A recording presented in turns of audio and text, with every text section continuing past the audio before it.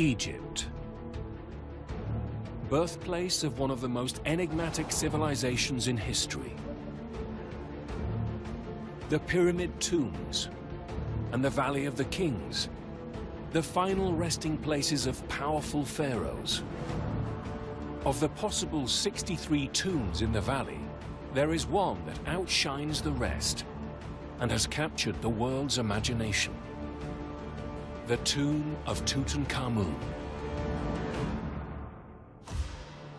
The boy king was just 18 years old when he died. But his priceless golden treasures have made him the most famous pharaoh of all time. His funerary riches have been displayed all over the world.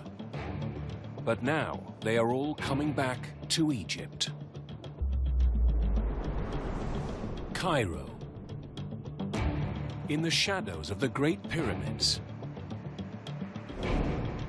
engineers are building a $1 billion museum and research facility. The Grand Egyptian Museum will house all Tutankhamun's 5,000 treasures in one place for the first time in 100 years. One of the centerpieces of the museum will be Tutankhamun's golden coffin.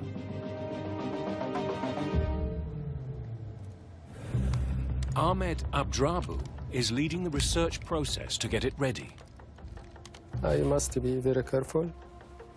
One of the big challenge for me to be responsible for the restoration of one of the masterpieces of Tutankhamun collection.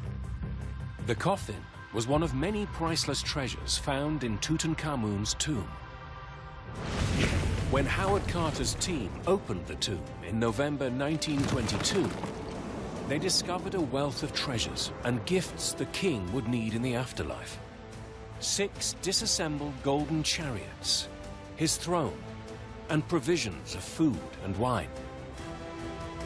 Concealed behind a false wall was a stone sarcophagus protecting a gold-plated coffin.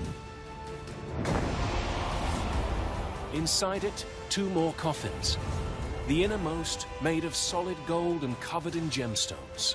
And inside that, the mummy of Tutankhamun, wearing a magnificent death mask, the most famous find in all of Egypt. Ahmed needs to discover how the ancient artisans built Tutankhamun's golden coffin. The inside is made of wood, but the outside is covered with a thin layer of precious gold. Must be very, very careful because I am working on one of the masterpieces.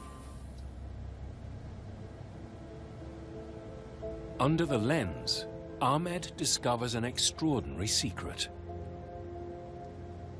The thickness of the gold leaf, it ranged between 14 and 18 micron. The ancient artisans could craft gold as thin as shrink wrap. But to get a flawless finish, they could not apply the gold directly onto the uneven, chiseled wood. Ahmed investigates closer and finds a mystery layer between the gold and the wood. This is for the first time to see this. Ahmed finds a 3,300-year-old secret, known only to the top craftsmen closest to the king. This textile layer, I think is linen.